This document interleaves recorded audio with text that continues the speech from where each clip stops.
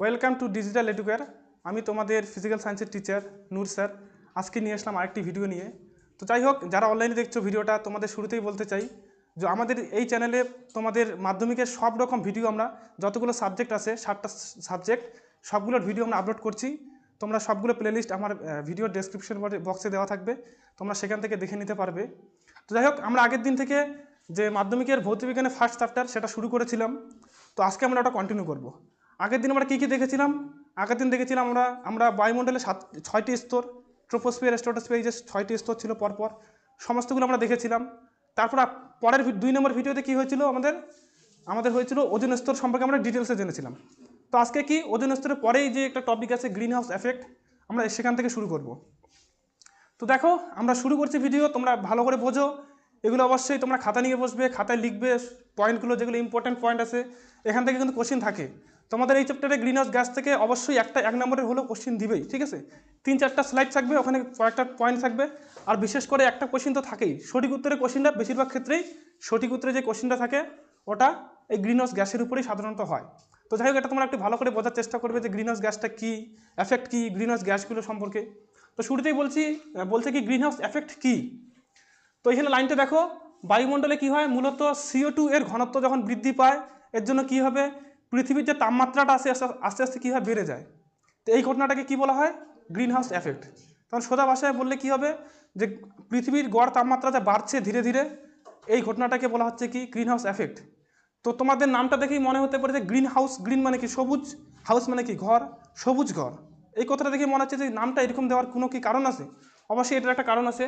তোমরা সেটাই যে এখানে ছবিতে দেখতে পাচ্ছ কি, যেগুলো শীত প্রধান দেশ হয়, মানে যেখানে কি বেশিরভাগ সময়টা কি শীতকাল থাকে। আমাদের এই থেকে শীত প্রধান দেশ না, আমাদের কি শীতটা কম থাকে, গ্রীষ্মটা বেশি থাকে। তা মোটামুটি শীতটাও থাকে আমাদের, নাতিশীতোষ্ণ, না শীত না উষ্ণ, এরকম আবহাওয়ার দেশ আমাদের। কিন্তু যেগুলো জায়গায় ইংল্যান্ড বা বাইরের দিকে অস্ট্রেলিয়া, এগুলো জায়গায় কী হয়, শীতটা বেশি থাকে। তো যেহেতু শীত বেশি থাকে, ওখানে কি কৃষিকাজ যখন করা হয়, তখন এখানে বিভিন্ন সবজি চাষের ক্ষেত্রে যেই পরিমাণ তাপ লাগে, ওরা সেটা কি ম্যানেজ করতে পারে না। তখন ওরা কি করে, একটা বুদ্ধি ওরা অ্যাপ্লাই করেছে। এখানে দেখো, একটা কাচের ঘর তৈরি করেছে। তো কাচের ঘর তৈরি করলে কি হবে, এই যে সূর্যরশ্মি আসছে, সূর্যরশ্মির কি তরঙ্গ দৈর্ঘ্য, তোমরা একটা জিনিস জানো তরঙ্গ দৈর্ঘ্য, যে কোনো একটা রশ্মি যদি এই মানে আলোক রশ্মিগুলো কেমন করে যায়, সেম এরকম করে যায়। তো এই যে একটা উঁচু পয়েন্ট, এটা একটা উঁচু পয়েন্ট, এই দুইটার মাঝখানে ডিস্টেন্সকে কি বলা হয়, তরঙ্গ দৈর্ঘ্য বলা হয়। তো সূর্য থেকে যে আলোটা আসছে, এই যে এটা তরঙ্গ দৈর্ঘ্য নিয়ে আসছে। যখন এরা কাচের মধ্য দিয়ে যায়, তখন কি হয়, এতে তরঙ্গ দৈর্ঘ্যটা বড় হয়, বেড়ে যায়, ঠিক আছে? তোমরা যখন আলো চ্যাপ্টারে পড়বে, তখন দেখবে কাচের স্ল্যাবের মধ্য দিয়ে যখন কোনো আলো যায়, তাদের কি তরঙ্গ দৈর্ঘ্যের পরিবর্তন কেমন হয়, বা প্রতিসরণের জন্য তরঙ্গ দৈর্ঘ্যের কী পরিবর্তন হয়, এগুলো তোমরা আলো চ্যাপ্টারে দেখবে। তোমরা এখানে গেলে এটুকু জেনে নাও যে যখন কোনো আলো কোনো একটা মাধ্যম কাচের মধ্য দিয়ে ভিতরে ঢোকে, তখন ওদের কী হয়, তরঙ্গ দৈর্ঘ্যগুলো বড় হয়ে যায়। মানে কি হয়, এটা দেখতে পাচ্ছ, তরঙ্গ দৈর্ঘ্যগুলো কী হবে, বড় বড় হয়ে যাবে, ঠিক আছে? তাহলে দেখো, এইটা বড় হবে না এটা বড় হবে, নিচেরটা বড় হবে। তাহলে সেম ঘটনাটা এখানে ঘটে। কী হয়, আলো যখন কাচের মধ্যে দিয়ে ভিতরে ঢোকে, তরঙ্গ দৈর্ঘ্য বেড়ে যায়। এবার একটা আলো কাচের একটা ছোট ছিদ্র ছিল, ওটা দিয়ে ঢুকেছে। এবার যখন তরঙ্গ দৈর্ঘ্যটা বড় হয়ে যাবে, তখন কি ওই সেম ছিদ্র দিয়ে কেউ বের হতে পারবে? বের হতে পারবে না। তখন কি হয়ে যায়, এটা ঢুকে ঠিকই, কিন্তু বের হওয়ার সময় এত তরঙ্গ দৈর্ঘ্য বেড়ে যাওয়ায় ও আর বের হতে পারে না। তাহলে যতগুলো সূর্য রশ্মি আসছে, সবগুলো কী হয়, ঘরটার মধ্যে বন্ধ হয়ে আটকা পড়ে। ফলে কী হয়, এখানে তাপমাত্রাটা বেড়ে যায়। বাইরে যদি থাকে 0 ডিগ্রি সেলসিয়াস, ভিতরে হয়ে যাবে কত, দেখা গেল 20 ডিগ্রি সেলসিয়াস ঘরের ভিতরে, ঠিক আছে? ঘরের ভিতরে কত হয়ে যাবে, 20 ডিগ্রি সেলসিয়াস। তো এই ঘটনাটা কি হয়, এই ঘরটাকে কি বলা হয়, গ্রিন হাউস। তো এই সেম ঘটনা কি পৃথিবীতেও ঘটছে। পৃথিবীর তাপমাত্রা ধীরে ধীরে আস্তে আস্তে আস্তে বাড়তেই আসে। তো এই ঘটনাটাকে ওই জন্য নাম দেওয়া হয়েছে কি গ্রিন হাউস এফেক্ট, ঠিক আছে? এবার দেখো কি মানে কোন কোন গ্যাসের জন্য আমাদের এই গ্রিন হাউস হচ্ছে, গ্রিন হাউস এফেক্টটা কোন কোন গ্যাসের দ্বারা সৃষ্টি হচ্ছে। আমাদের মূলত কয়েকটি নির্দিষ্ট গ্যাস আছে, এই গ্যাসগুলো কি গ্রিন হাউসটা ঘটায়। যেমন কী কী বলছে, তোমাদের এই জিনিসটা সবচেয়ে বেশি ইম্পর্টেন্ট। তোমাদের যে মাধ্যমিকের প্রথম যে শর্ট কোশ্চিনটা দেয়, সঠিক উত্তরটা 90% ক্ষেত্রে এই কোশ্চিনটাই দেয়, নিচের কোনটি গ্রিন হাউস গ্যাস, ঠিক আছে, দিয়ে 4টা অপশন দিয়ে দেয়, বিভিন্ন রকম করে দেয়। আবার কি দিতে পারে, নিচের কোনটি গ্রিন হাউস গ্যাস নয়, 4টা অপশন দিয়ে দেয়। আবার দিতে পারে কি, নিচের গ্যাসগুলির মধ্যে কোনটি পৃথিবীর তাপমাত্রা বাড়াতে সাহায্য করে, 4টা অপশন দিয়ে দেয়। আবার কি, নিচের গ্যাসগুলির মধ্যে কোনটি পৃথিবীর তাপমাত্রা বাড়াতে কোনো অবদান রাখে না, 4টা অপশন দিয়ে দেয়। তাহলে কি সেম কোশ্চিন 4 রকম করে দিয়ে দেয়, 4টা অপশন দিয়ে দেয়। তোমাদের প্রত্যেকটা নাম ভালো করে জানতে হবে আর দেখতে হবে, যদি কোশ্চিনটা মানে এটা থাকেই 90% ক্ষেত্রে। তো এখানে গ্রিনহাউস গ্যাসগুলো কী কী আছে, মেন যে গ্রিন হাউস গ্যাস, যে গ্যাসটার জন্য সবচেয়ে বেশি গ্রিন হাউস ঘটে, ওটার নাম কি CO2। ঠিক আছে, এটা আলাদা করে কোশ্চেনে দিয়ে দিতে পারে যে প্রধান মানে মেইন গ্রিন হাউস গ্যাস কোনটি, প্রধান গ্রিন হাউস গ্যাস কোনটি, কার্বন ডাই অক্সাইড। ঠিক আছে, ফুল নামটা মনে রাখবে, সংকেতটা মনে রাখবে, কার্বন ডাই অক্সাইড, সংকেতটা কি CO2। ঠিক আছে, দুইটাই মনে রাখতে হবে, কিন্তু পরীক্ষায় কোনো সময় সংকেত দিয়ে দেয়, কোনো সময় নাম দিয়ে দেয়। তারপরটা কি আছে, জলীয় বাষ্প। জলীয় বাষ্প সংকেতটা কি হবে, H2O, H2O বাষ্প। পরীক্ষায় কিন্তু এটাও দিয়ে দিতে পারে যে H2O বাষ্প, তোমরা এটাও দিয়ে নিবে। তারপরটা কি আছে, মিথেন। মিথেনের সংকেত কি, CH4। তোমরা কিন্তু এই সংকেতগুলো অবশ্যই ভালো করে জানবে, কারণ কোনো কোনো সময় কোশ্চেনে যে পয়েন্ট অপশনগুলো দেয়, নামগুলো দেয় না, খালি CH4 লিখে দেয়, H2O বাষ্প, CO2 এরকম করে দেয়। তোমরা যদি ওটা বুঝতে না পারো তাহলে কিন্তু তোমরা কোশ্চেনটা ধরতে পারবে না। তাহলে মিথেনের সংকেতটা কি হচ্ছে, CH4। নেক্সট কি, CFC। CFC মানে কি, ক্লোরো ফ্লুরো কার্বন। ঠিক আছে, আগের দিন দেখেছিলে CFCl2। তারপর কি দেখেছিলে, CF2Cl2। এগুলো হলো যেগুলো মানে যেইগুলো যৌগে কার্বন, ফ্লুরিন আর ক্লোরিন, এই যৌগগুলো মানে পদার্থগুলো, মৌলগুলো থাকে, তাদেরকে আমরা কি বলি, ক্লোরো ফ্লুরো কার্বন। তো এটা আমাদের কি পৃথিবীর উষ্ণতা বৃদ্ধিতে সাহায্য করে। নেক্সট কি, নাইট্রাস অক্সাইড। নাইট্রাস অক্সাইড মানে NO। এটাকে আমরা নাইট্রাস মনোক্সাইড বলি। তো নাইট্রাস মনোক্সাইডও আমাদের কি গ্রিন হাউসে অবদান রাখে। নেক্সট কি আছে, নাইট্রোজেন ডাইঅক্সাইড। তোমরা আগের দিন ওজোন স্তরে যেগুলো দেখেছিলে ওখানেও সেম জিনিসগুলো দেখেছিলে। ঠিক আছে, এই গ্যাসগুলো, এখানে এক্সট্রা কী কী আছে, এই কয়েকটা গ্যাস, CO2, জলীয় বাষ্প, মিথেন, এগুলো মনে রাখবে। আর যেটা জিনিস বেশি করে মনে রাখবে, CO2টা। ঠিক আছে, তো নেক্সট আসি, পরের স্লাইডে দেখি কি আছে। পরের স্লাইডে দেখো কি, গ্রিন হাউস এফেক্টের কারণ। এখন গ্রিন হাউস এফেক্ট যে হচ্ছে, এটা কেন হচ্ছে, তোমরা তো এই ছবিটা আগের স্লাইডে দেখলে, এটা তো বুঝে নিয়েছো মোটামুটি যে মানে শীতের দেশে যে আমাদের এই গ্রিন হাউস ঘরটা কেমন করে তৈরি করা হয়। সেমভাবে এখন কি হয়, এখানে দেখো কি, পৃথিবী থেকে যে সূর্যের তাপগুলো আসছে, মাঝখানে পৃথিবী আর সূর্য, মাঝখানে কি আছে, বায়ুমণ্ডল আছে। বায়ুমণ্ডলের মধ্যে কোন কোন গ্যাসগুলো, যেগুলো আমরা গ্যাস দেখলাম একটু আগে, CO2, জলীয় বাষ্প, এই গ্যাসগুলো কি বায়ুমণ্ডলের মধ্যে আসে। যখন ওরা সূর্যের তাপটা আস্তে আস্তে কি আসে, আমি যে ফার্স্ট ভিডিও ছিল ওখানে বলেছিলাম কি, যে যখন সূর্যের আলো আসে, বায়ুমণ্ডলে কাউকে কোনো কিছু গরম করে না, সোজা আসে আগে কি পৃথিবীর মাটিটাকে গরম করে, এটা বলেছিলাম। কিন্তু কি, এই যে গ্যাসগুলো দেখলাম, এই গ্যাসের অণুগুলো কী হয়, একটু বড় সাইজে বড় হয়। এবার যখন সূর্যের আলোটা আসে, এই গ্যাসের অণুগুলোর সঙ্গে কী হয়, ধাক্কা খায়। ঠিক আছে, ধাক্কা খাওয়ার ফলে কী হয়, এখন কোনো একটা তাপ যদি একটা অণুকে ধাক্কা খায়, তখন অণুটার কী হয়, তাপমাত্রা বেড়ে যায়। ঠিক আছে, তাহলে সূর্যের যে তাপটা আছে, এই অণুগুলো কী করে, শুষে নেয়, শুষে নিয়ে বায়ুমণ্ডলের মধ্যে তাপটাকে আটকায় রাখে। ঠিক আছে, যেহেতু বায়ুমণ্ডলের মধ্যে তাপটা আটকায় রাখছে, তাহলে কী হবে, বায়ুমণ্ডলের উষ্ণতাটা বাড়বে। আর বায়ুমণ্ডলের উষ্ণতা বাড়লে মানে কি, পৃথিবীর উষ্ণতা বাড়বে। তাহলে এইভাবে আমাদের কি হচ্ছে, সূর্যরশ্মি যে সূর্য থেকে পৃথিবীতে আসছে, ওটা কি বায়ুমণ্ডলের মধ্যে আটকা পড়ছে, ফলে পৃথিবীতে গড় তাপমাত্রাটা বেড়ে যাচ্ছে। ঠিক আছে, এখানে ছবিতে ভালো করে বোঝানো আছে, তোমরা দেখতেই পাচ্ছ, এখানে সূর্য থেকে আলো আসছে, এই যে বিভিন্ন রকম কলকারখানা থেকে এই যে আমাদের গ্রিন হাউস গ্যাসগুলো বের হচ্ছে, এখানে এসে কি এদের সঙ্গে ধাক্কা খেয়ে আটকা পড়ছে। ঠিক আছে, তো নেক্সট স্লাইডে যাই। এবার দেখো কি, গ্লোবাল ওয়ার্মিং। আগেরটা কি দেখলে, গ্রিন হাউস এফেক্ট, এবার দেখবে কি গ্লোবাল ওয়ার্মিং। গ্রিন হাউস এফেক্টেরই ফল হলো কি গ্লোবাল ওয়ার্মিং। গ্রিন হাউস এফেক্টের জন্য কি হয়, গ্লোবাল ওয়ার্মিং ঘটে, এটা মনে রেখো। তাহলে গ্লোবাল ওয়ার্মিংটা কি, এটা যদি বাংলা বলা হয়, বাংলাতে বলে কি বিশ্ব উষ্ণায়ন। ঠিক আছে, তো গ্লোবাল ওয়ার্মিংটা কি, সারা পৃথিবী জুড়ে এই যে আমাদের যে তাপমাত্রাটা বাড়ছে, এই ঘটনাটাকে বলা হচ্ছে কি গ্লোবাল ওয়ার্মিং। কি বলছে, সারা পৃথিবী জুড়ে উষ্ণতার ক্রমবর্ধমান অবস্থাকে গ্লোবাল ওয়ার্মিং বলে। যেমন দেখো একটা উদাহরণ এখানে দেওয়া আছে, আর 1850 থেকে 1900 সাল খ্রিস্টাব্দ, মানে এই 50 বছর, 1850 থেকে 1900, এই 50 বছরে পৃথিবীর গড় তাপমাত্রা কত বেড়েছে, 0.5 ডিগ্রি সেলসিয়াস। এবার তোমরা দেখে ভাববে যে মাত্র 0.5 ডিগ্রি সেলসিয়াস উষ্ণতা বেড়েছে, কিন্তু এটা 0.5 গড় তাপমাত্রা বলেছে। তার মানে কি হয়, আগে যদি সবচেয়ে হাইয়েস্ট তাপমাত্রা কোনো দিন ছিল কি 40 ডিগ্রি সেলসিয়াস, আর সবচেয়ে কম তাপমাত্রা থাকলো কত, ধর 8 ডিগ্রি সেলসিয়াস হলো, 8 ডিগ্রি। ঠিক আছে, 8 ডিগ্রি সেলসিয়াস। তাহলে কি একটা বছরে কোনো একটা জায়গায় সবচেয়ে বেশি তাপমাত্রা কত হতো, 40 ডিগ্রি। যেদিন সবচেয়ে গরম ওদিন 40 ডিগ্রি থাকতো, আর যেদিন সবচেয়ে ঠান্ডা ওদিন কত, 8 ডিগ্রি থাকতো। কিন্তু এই যে এখানে যে 0.5 ডিগ্রি সেলসিয়াস গড় তাপমাত্রা বাড়লো, এর ফলে এই যে হাইয়েস্ট তাপমাত্রাটা মিনিমাম 50 ডিগ্রিতে চলে যাবে, আবার লোয়েস্ট তাপমাত্রাটা কি 16 ডিগ্রিতে চলে যাবে। ঠিক আছে, এতটা পরিবর্তন হয় হাইয়েস্ট আর লোয়েস্ট। তাহলে দেখো এমন একদিন আসবে যেদিন এত গরম সহ্য করতে পারবে না। আমরা রিসেন্ট ইয়ারগুলোতে দেখতে পাচ্ছি মাঝে মাঝে এমন গরম হয়, আগের লোকগুলো ভাবতে পারতো না যে এতটা গরম হতে পারে। তাহলে কি হয়, গড় তাপমাত্রা বাড়ে মানে এটা না যে অল্প একটু বাড়ছে, এটা মানে কি যেদিন তোমাদের কোনো একটা দিন তো আসে যেদিন ওই বছরের সবচেয়ে সেরা গরমটা হয়, ওই গরমের দিনটা এতই গরম হয় যে সহ্যের বাইরে চলে যায়, দেখো 40 থেকে 50-এ চলে যায়। আবার কি একদম ঠান্ডার দিনগুলো কমে যায়। আমরা রিসেন্ট ইয়ারে দেখতে পাচ্ছি ঠান্ডাটা একটু একটু কমছে, ঠিক আছে, মানে কম ঠান্ডা হচ্ছে আর কি।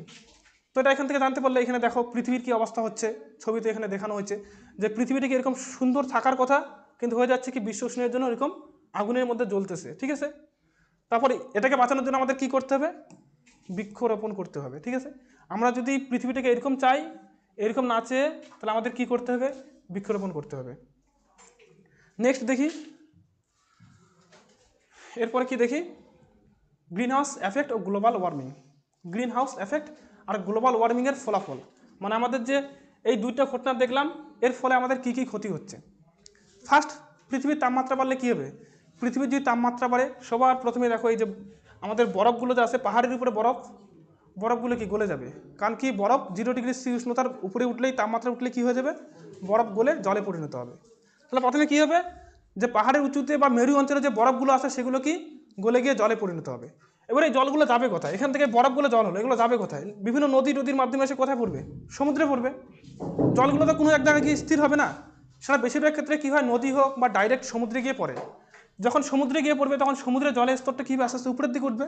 তখন কী হবে, সমুদ্রের পাশে যে জায়গাগুলো আছে এই জায়গাগুলো কী হবে, জলের মধ্যে ডুবে যাবে, ঠিক আছে, জলের মধ্যে ডুবে যাচ্ছে। এটা গেল কি ফার্স্ট, এই যে দুইটা পয়েন্ট। তারপর কি বলছে, উষ্ণতা বৃদ্ধির ফলে সাইক্লোন, টর্নেডো প্রভৃতির গতি বাড়বে। কেন বলছে সাইক্লোন, টর্নেডো কি, এগুলো ঝড়ের নাম। আমাদের যেমন পশ্চিমবঙ্গে কি দেখা যায়, কালবৈশাখী ঝড় দেখা যায়, আশ্বিনের ঝড় দেখা যায়, সেমভাবে কি অস্ট্রেলিয়া, আমেরিকা এগুলো জায়গায় বিভিন্ন রকম ঝড়, যেমন সাইক্লোন, টর্নেডো এইরকম ঝড়গুলো দেখা যায়। তো যত বিশ্ব উষ্ণায়ন হবে, বিশ্ব উষ্ণায়ন হলে কি, মানে পৃথিবীর তাপমাত্রা বাড়বে। পৃথিবীর তাপমাত্রা বাড়া মানে কি, বায়ুমণ্ডলের তাপমাত্রা বাড়া। বায়ুমণ্ডলের তাপমাত্রা বাড়লে কী হয়, নিম্নচাপ উচ্চচাপ এগুলো তোমরা ভূগোলে পড়েছো। তাপমাত্রা বেশি বেশি গরম হলে বায়ুমণ্ডল কী হয়, প্রচুর নিম্নচাপের সৃষ্টি হয়ে যায়, বায়ুগুলো হালকা হয়ে উপরে উঠে যায়। একটা জায়গায় বায়ুগুলো গরম হয়, গরম হলে কী হবে, হালকা হয়ে উপরের দিকে উঠে যাবে, তাহলে ওই জায়গাটা কি বায়ু শূন্যতা সৃষ্টি হবে, এটাকে বলা হয় নিম্নচাপ। এবার পাশের বায়ুগুলো কি দৌড়ে আসবে ওই জায়গাটা পূরণ করার জন্য। তাহলে কি ঝড়ের গতিটা যত উষ্ণতা বাড়বে, ঝড়ের গতিগুলো কী হবে, ততই বাড়বে। তাই এটা দেখলে তাহলে এর ফলে কী হবে, যে এই ঝড়ের ফলে যে ধ্বংসগুলো হয়, যখন একটা ফরেস্টের মধ্যে দিয়ে ঝড়টা যাচ্ছে তখন কি গাছগুলো ভাঙবে বেশি করে, ঘরবাড়ি উড়ে যাবে, এই সমস্যাগুলো হবে। তারপর দেখা যাচ্ছে কি একটা সমস্যা, 44% স্তন্যপায়ী, 23% কি পাখি কি বিলুপ্ত হচ্ছে। যত গরম বাড়ছে, আমাদের যে বডিটা আছে একটা নির্দিষ্ট টেম্পারেচারের মধ্যেই থাকতে আমরা অভ্যস্ত। এর বাইরে যখন বেশি গরম বা বেশি ঠান্ডা জায়গায় চলে যাবো আমরা কিন্তু বাঁচতে পারবো না। যাই হোক, মানুষ তাও একটু বিভিন্ন রকম ব্যবস্থা অবলম্বন করে, যেমন ঠান্ডা লাগলে কি বিভিন্ন রকম সোয়েটার আবিষ্কার করে ফেলেছে মানুষ, সোয়েটার পরে কোনো রকম করে বেঁচে আসে। কিন্তু পশু পাখিদের কি ওই ব্যবস্থা আছে, ওরা আগে থেকে যেই ওদের মানে ভগবান যেটা দিয়েছে ওইটা নিয়ে বেঁচে আসে। যখন উষ্ণতা বাড়ছে ওরা কিন্তু সার্ভাইভ করতে পারছে না, ওরা আস্তে আস্তে কি বিলুপ্ত হচ্ছে। তাহলে কি হচ্ছে, 44% স্তন্যপায়ী আর 23% পাখি আস্তে আস্তে বিলুপ্ত হয়ে যাচ্ছে, ঠিক আছে। তাহলে এটা দেখলে এবার নেক্সট,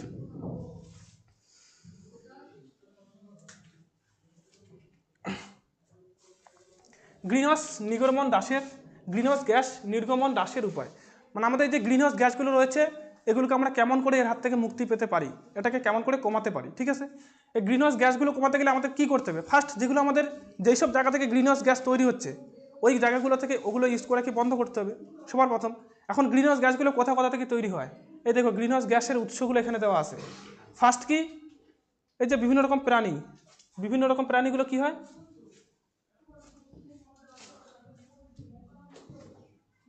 দাঁড়াও একটু,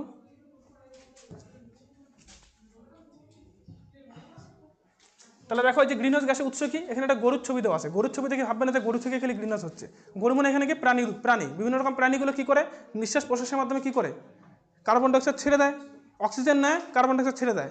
তাহলে এখানে কি কার্বন ডাইঅক্সাইড ছাড়ছে, এই যে গরুটা দেখতে পাচ্ছ। তারপর গরুটা এখানে দেওয়ার একটা কারণ আছে, গরুর গোবরে কি মিথেন থাকে।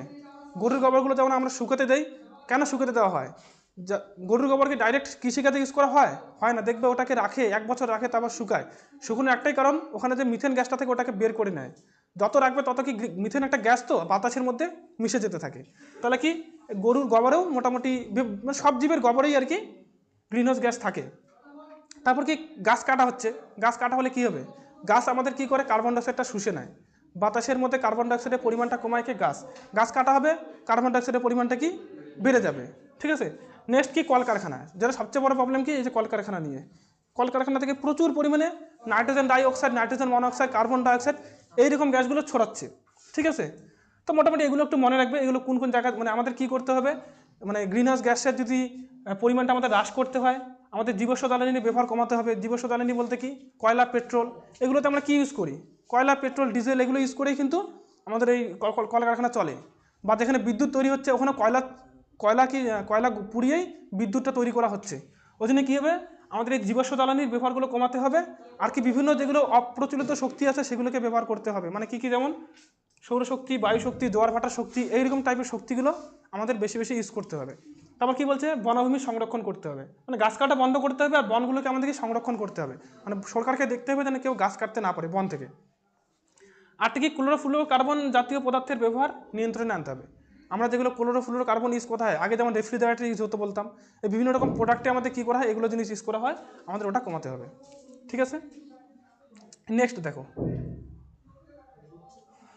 আমরা এতক্ষণে দেখলাম কি গ্রিন হাউস গ্যাস। তোমাদের গ্রিন হাউস গ্যাস নিয়ে এই কয়েকটা জিনিসই তোমাদের জানতে হবে। এবার তোমাদের দেখবে কি, যে শক্তির যথার্থ ব্যবহার, মানে আমাদের যে শক্তিগুলো আছে আমরা সঠিকভাবে ব্যবহার করতে হবে, এটা নিয়ে একটু দেখো। তো দেখো, এই যে পৃথিবীর যে পরিমাণ শক্তি আছে, শক্তিগুলো মেইন উৎস কি, সূর্য। আমরা সব শক্তি কোথা থেকে পাই, সূর্য থেকে পাই। তো এই যে সূর্য থেকে যে শক্তিটা পাচ্ছি, এই শক্তিটা কি হচ্ছে, মানে বর্তমান বিশ্বে যে ইউজ করা হচ্ছে শক্তিটা বেশিরভাগটাই কার উপর নির্ভরশীল, জীবাশ্ম জ্বালানির উপর নির্ভরশীল। সবচেয়ে বেশি কার উপর নির্ভরশীল, জীবাশ্ম জ্বালানি। না, আমাদের যে গোটা বিশ্বে যত জায়গায় শক্তির ইউজ হচ্ছে, কলকারখানা থেকে শুরু করে কারেন্ট তৈরি, সব জায়গায় কী হচ্ছে, আমাদের জীবাশ্ম জ্বালানিটাকে ইউজ করা হচ্ছে। এছাড়াও কি সামান্য পরিমাণে জলবিদ্যুৎ শক্তি ইউজ করা হয়, সৌরশক্তি, বায়ুশক্তি, এগুলো ইউজ করা হয়, কিন্তু সবচেয়ে বেশি কী ইউজ করা হচ্ছে, জীবাশ্ম জ্বালানি। এখন জীবাশ্ম জ্বালানিটা কি, তোমরা দেখবে এই যে কয়লা দেখতে পাচ্ছ ছবিতে, কয়লা হলো এক ধরনের জীবাশ্ম জ্বালানি। জীবাশ্ম জ্বালানিগুলো কী হয়, অনেক বছর আগে হয়তো ভূমিকম্প হয়েছিল, তার ফলে কী হয়েছে, মাটিটা ওলটপালট হয়ে গেছিলো, বিভিন্ন রকম গাছগুলো চাপা পড়ে গেছে, বা গাছ কেটে পড়েছে, ওর উপর মাটির আস্তরণ পড়ছিল, তাহলে কি ভিতরে অনেকগুলো কি গাছপালা বা বিভিন্ন প্রাণীর দেহ, এগুলো সবগুলো কি মাটির নিচে চাপা পড়ে গেছিলো। এবার যেহেতু চাপা পড়ে গেছে, একটা প্রাণী কখন পচে, বডিটা কখন পচে যাবে, যখন কি ওর মধ্যে বিভিন্ন রকম ব্যাকটেরিয়া, ভাইরাস যাবে, বিভিন্ন রকমভাবে তাদের পচাতে সাহায্য করবে, কিন্তু ওখানে এতই নিচে চাপা পড়ে গেছে যে ওদের কি পচাতে পারে নাই। ঠিক আছে, এবার এতগুলো মাটির চাপ, এই চাপের জন্য ওরা কী হয়ে গেছিলো, এই যে বিভিন্ন মাটির চাপ, এই চাপের জন্য কী হয়ে গেছে, ওরা কয়লায় পরিণত হয়ে যায়, কার্বন ঘটিত যৌগে পরিণত হয়ে যায়। খালি কয়লা না, পেট্রোলে পরিণত হতে পারে, পেট্রোলিয়াম যাকে আমরা বলি। তো এই যে এইগুলো জিনিসকে বলা হয় কি, জীবাশ্ম জ্বালানি, যেগুলো কি সাধারণত বিভিন্ন গাছপালা, প্রাণীর দেহ মাটির নিচে চাপা পড়ে তৈরি হয়। ঠিক আছে, যেমন কী কী উদাহরণ আছে, কয়লা, পেট্রোলিয়াম, প্রাকৃতিক গ্যাস, এগুলো হলো কি জীবাশ্ম জ্বালানি। তাহলে তোমরা পরীক্ষার জন্য এটা মনে রাখবে, জীবাশ্ম জ্বালানি কাকে বলে, এরকম কোশ্চেন সাধারণত দেয় না, কিন্তু জিজ্ঞেস করে নিচের কোনটি জীবাশ্ম জ্বালানি, 4টা অপশন দিয়ে দেয়। ঠিক আছে, তোমার এখান থেকে জীবাশ্ম জ্বালানিটা জানতে হবে। নেক্সট কি আছে, জ্বালানির তাপন মূল্য। এই জিনিসটা তোমাদের পরীক্ষার জন্য অবশ্যই এই টপিকটা ভালো করে পড়তে হবে। ঠিক আছে, কোন টপিকটা, জ্বালানির তাপন মূল্য। তাপন মূল্য কি, দেখো কোনো জ্বালানির একক ভর বা আয়তনের সম্পূর্ণ দহনে যে পরিমাণ শক্তি উৎপন্ন হয় তাকে কি বলা হয়, তাকে জ্বালানির তাপন মূল্য বলা হয়। তার মানে কি, ধরো আমি 1 কেজি কয়লা নিয়ে আসলাম, 1 কেজি কয়লা নিয়ে এসে পোড়ালাম, মানে জ্বালিয়ে দিলাম, জ্বালানোর পর যেই পরিমাণ তাপশক্তির উৎপন্ন হবে তাকে কি বলা হবে, তার তাপন মূল্য বলা হবে। তার মানে কি, এক ভরও হতে পারে বা আয়তন হতে পারে, 1 কেজিও নিয়ে আসতে পারি, 1 মিলিগ্রামও নিয়ে আসতে পারি, মানে একক ভরের কোনো আয়তনের কোনো একটা জ্বালানি নিয়ে আসলাম, ওকে পোড়ানোর ফলে যেই পরিমাণ তাপশক্তি উৎপন্ন হবে তাকে কি বলা হবে, তার জ্বালানির তাপন মূল্য। পরীক্ষায় কী কোশ্চেন আসে, জ্বালানির তাপন মূল্য বলতে কী বোঝো, এর একক লেখো। ঠিক আছে, এর এককটাও জিজ্ঞেস করে, হয় এসআইতে বা সিজিএস, যেকোনো একটা জিজ্ঞেস করবে। এককগুলো মনে রাখবে, জুল পার কেজি, এটা লেখো কি, ক্যালোরি পার গ্রাম। ঠিক আছে, কারণ কি জুল পার কেজি এককটা আসছে কেন, তাপন মূল্য মানে কি, তাপন মূল্য মানে হলো কি, তাপশক্তি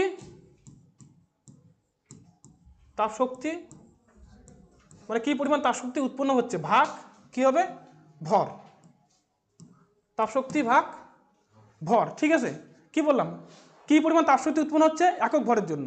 তাহলে ওখান থেকে আমরা জ্বালানির তাপন মূল্য মানে কি লিখতে পারি, তাপশক্তি বাই ভর। এখন দেখো তাপশক্তির একক কি, শক্তির একক হলো জুল, এই মানে এটা আছে মানে কি, এটা ভাগ হয়ে আছে, ভাগ নিচে কি আছে ভর, ভরের একক কি কেজি। ঠিক আছে, বা গ্রাম, সিজিএসে কী হবে ক্যালোরি পার গ্রাম, এসআইএ কী হবে জুল পার কেজি। তাহলে এখান থেকে তোমাদের এককটাও জিজ্ঞেস করে পরীক্ষা। নেক্সট কি আছে, কয়েকটা আমাদের কি যেগুলো আমরা জ্বালানি ইউজ করি জীবাশ্ম জ্বালানি, ওগুলোর কি তাপন মূল্য এখানে দেওয়া আছে। এখানে কাউডাং কেক মানে কি গোবর, মানে গোবর যে আছে, কাউডাং কেক মানে গোবরের কি তাপন মূল্য কত। আমরা 1 কেজি গোবর যদি পোড়াই, শুকনো গোবর মানে শুকনো গোবর, তাহলে কী হবে 6000 থেকে 8000 কিলো জুল পার কেজি পরিমাণ তাপ শক্তি আমরা পাবো। সেমভাবে কি এখানে উট মানে কি কাঠ পোড়ালে কত হবে 17000 থেকে 22000 মতো তাপশক্তি আমরা পাবো। সেমভাবে কি এখানে কোল আছে, কোল মানে কয়লা থেকে আমরা মোটামুটি 25000 থেকে 33000 তাপশক্তি পেতে পারি। পেট্রোল দেখো 45000, কেরোসিন কত আছে 45000, ডিজেল কত আছে 45000, মিথেন কত আছে 50000, সিএনজি কত আছে 50000, এলপিজি কত আছে 55000। ঠিক আছে, আর কি আছে বায়োগ্যাস থেকে 35 থেকে 40000। তো আমরা কি বিভিন্ন গ্যাসগুলো যদি আমরা জ্বালাই তাহলে তাপন মূল্য কী হবে এগুলো তোমরা এখান থেকে দেখে নিতে পারো, তোমাদের বইয়েও সুন্দরভাবে দেওয়া আছে। তো এগুলো দেখে তোমরা করে নিতে পারবে এখানে। ঠিক আছে, এগুলো তোমাদের বইয়ে দেওয়া আছে, তোমরা এই ছকটা ওখান থেকে একটু ভালো করে দেখে নিবে। এখান থেকে কোশ্চেন কী থাকে, কোশ্চেন সাধারণত একটা কোশ্চেনে থাকে যে নিচের কোনটি তাপন মূল্য বেশি, দিয়ে 3টা অপশন দিয়ে দেয়, কয়লা, পেট্রোল, ডিজেল। বললো কি নিচের কোনটি তাপন মূল্য বেশি, তোমাদের বেসিক আইডিয়া লাগবে যে কোনটা তাপন মূল্য বেশি হচ্ছে। না, পেট্রোল ডিজেলের বেশি হচ্ছে 45000। নেক্সট দেখো, পরে দেখে নিও এটা। তুমি নেক্সট দেখো কি আছে, জীবাশ্ম জ্বালানি। ঠিক আছে, এবার দেখো কি জীবাশ্ম জ্বালানির সংরক্ষণ। আমরা এতক্ষণ থেকে দেখলাম কি জীবাশ্ম জ্বালানি কি, জীবাশ্ম জ্বালানি দিয়ে আমরা কীভাবে ইউজ করছি, তাপন মূল্য কত হচ্ছে। এবার কি জীবাশ্ম জ্বালানি আমাদের সংরক্ষণ করতে হবে কেন, কারণ কি জীবাশ্ম জ্বালানি যেগুলো আছে ওগুলো কোথায় আছে, মাটির নিচে। এবার ওগুলো কি কোনোদিন বাড়বে, ওর যেই পরিমাণে আগে থেকেই সৃষ্টি হয়ে আছে ওইটুকুই আছে। এবার আমরা কি এত বছর থেকে ওগুলো তুলছি আর ইউজ করছি, কয়লা, পেট্রোল, ডিজেল তুলছি ইউজ করছি, করতে করতে কি ওর যেই পরিমাণ মাটির নিচে আছে ওটা আসলে শেষ হয়ে যাচ্ছে। তাহলে একদিন না একদিন গিয়ে শেষ হয়ে যাবে। যেদিন শেষ হয়ে যাবে ওদিন কিন্তু আমাদের কোনো রাস্তা থাকবে না যে শক্তি ইউজ করার। আমরা এতটাই কয়লা, পেট্রোল, ডিজেলের উপর নির্ভর। যে কোনো গাড়ি পেট্রোল বা ডিজেল, যে কোনো কারখানা কয়লা, কারেন্ট তৈরি করছি কয়লা। ঠিক আছে, তাহলে এগুলো আমরা সব জায়গায় আমরা কী ইউজ করছি, কয়লা, পেট্রোল, ডিজেল, এই জীবাশ্ম জ্বালানিগুলো। তাহলে কি একসময় গিয়ে তো শেষ হবেই। ওই জন্য আমাদের কী করতে হবে, এখন থেকেই এর সংরক্ষণ করতে হবে, মানে এর ব্যবহারটা আস্তে আস্তে কমাতে হবে, যাতে আমরা কি অনেক দিন ধরে এটা ইউজ করতে পারি। ঠিক আছে, এই জন্য আমাদের কি এটা সংরক্ষণ করতে হবে। এবার এটা সংরক্ষণ করতে গেলে আমাদের কী কী করতে হবে, উপায়গুলো কী কী আছে। 1 নম্বর কি, দরকারের থেকে অতিরিক্ত ব্যবহার করা যাবে না। আমাদের যতটুকু দরকার তার বাইরে একটুও ব্যবহার করব না। এখন আমরা ভাবতে পারি যে আমরা এই যে ঘর থেকে বেরিয়ে যাচ্ছি, লাইটের সুইচটা অফ করছি না। অনেকেই বলে যে লাইটের সুইচটা অফ করে বেরো, ফ্যানের সুইচ অফ করে বেরো। এবার ভাবছি আর আমি এই ফ্যানের সুইচের জন্য আর কী এমন ক্ষতি হচ্ছে এখানেই। কারণ কি, এই যে কারেন্টটা ইউজ করছি, কারেন্টটা তৈরি হচ্ছে অ্যাকচুয়ালি কয়লা দিয়ে। তো আমরা যদি এটা ইউজ না করি, কয়লা তো একদিন শেষ হবে, তখন আমরা কারেন্টও পাবো না। একসময় কি হয়তো আমাদের আমরা না হলে আমাদের ভবিষ্যৎ যে প্রজন্ম আসবে ওরা হয়তো কারেন্টে ইউজ করতে পারবে না কয়লা শেষ হয়ে যাওয়ার জন্য। ওই জন্য কি এখন থেকে আমাদের যতটুকু দরকার অতটুকু ইউজ করব, বেকার অতিরিক্ত কোনো ইউজ করব না। তারপর কি আছে, উত্তোলন প্রক্রিয়া উন্নত প্রযুক্তির ব্যবহার। আমরা যে কয়লার নিচ থেকে তুলছি, সরকার থেকে তোলে, এটা কি মানে আমাদের উন্নত প্রযুক্তি ব্যবহার করে তুলতে হবে। যদি উন্নত প্রযুক্তি ব্যবহার না করি অনেকটা কি নষ্ট হয়ে যায়, তুলতে গেলে অনেকটা কি নষ্ট করে ফেলে। তো আমরা যদি উন্নত প্রযুক্তি ব্যবহার করি তাহলে কি মানে আমাদের ওয়েস্ট হবে না আর কি, নষ্ট হবে না। তারপর কি বলছে, পরিবেশ বান্ধব বিকল্প শক্তির উৎসের ব্যবহার করতে হবে। আমি কি বললাম, এই জীবাশ্ম জ্বালানি ছাড়া আমাদের কি আর শক্তি নেই পৃথিবীতে। আর বিভিন্ন প্রকার শক্তি আছে, যেমন কি সৌরশক্তি, সূর্য থেকে যে তাপটা আসে ওটা থেকে যে শক্তি পাচ্ছি। তারপর কি বায়ু শক্তি, হাওয়ার মাধ্যমে শক্তি, জোয়ার ভাটার শক্তি, ভূতাপীয় শক্তি, এরকম প্রচুর পরিমাণ শক্তি আছে। আমরা ওগুলো দেখবো এর পরের স্লাইডে গিয়ে, মানে পরের দিনে হয়তো দেখবো, আজকে হচ্ছে না হয়তো, নেক্সটের দিন আমরা এগুলো দেখবো। ঠিক আছে, তো আমাদের কি করতে হবে, এই জীবাশ্ম জ্বালানির পরিবর্তে আমাদের অন্য যেগুলো শক্তি আছে ওগুলো আমরা ব্যবহার করব। ঠিক আছে, যাই হোক, আজকে তোমরা এইটুকু জানলে যে জীবাশ্ম জ্বালানি কী, জীবাশ্ম জ্বালানি কেমন করে ব্যবহার করে, তার আগে তোমরা গ্রিন হাউস গ্যাস জানলে। তা আমরা আজকে এখানে ভিডিও শেষ করব। পরের দিন আমরা কী দেখব, পরের দিন আমরা দেখব এই যে জীবাশ্ম জ্বালানি ছাড়াও আমরা যে বিভিন্ন রকম শক্তিগুলো ইউজ করতে পারি, সেই শক্তিগুলো কীভাবে ইউজ করব, কীভাবে তৈরি করা হয়, এইসব বিষয়ে মানে একটু শর্টে দেখব, ফুল ডিটেলসে যাবো না, মোটামুটি করে দেখবো পরের দিন। তো যাই হোক, আজকে যারা তোমরা এখানে অফলাইনে আসো তোমরা অবশ্যই এটা পড়ে আসবে। আর যারা অলরেডি ভিডিওটা দেখছো তোমরা আমাদের চ্যানেলটাকে সাবস্ক্রাইব করে ভিডিওটাকে লাইক শেয়ার করবে এবং আমাদের সঙ্গে থাকবে। কারণ আমাদের এখানে মাধ্যমিকের আপাতত সব ভিডিও দেওয়া হচ্ছে, যতগুলো সাবজেক্ট আছে সবগুলো ভিডিও দেওয়া হচ্ছে। আর কি আমাদের এখানে অফলাইন ক্লাসে এখনও মানে ভর্তি প্রক্রিয়া এখনও চলছে। আমাদের ফার্স্ট ব্যাচ তো আগেই বলেছিলাম যে শেষ হয়ে গেছে, কিন্তু যেটা দ্বিতীয় ব্যাচ আছে ওটারও ভর্তি এখনও চলছে, হয়তো আর কিছুদিন মধ্যেই বন্ধ হয়ে যাবে। তাই তোমরা যারা এখানে ভর্তি হতে চাও তোমরা এসে এখানে ভর্তি হতে পারো। ধন্যবাদ।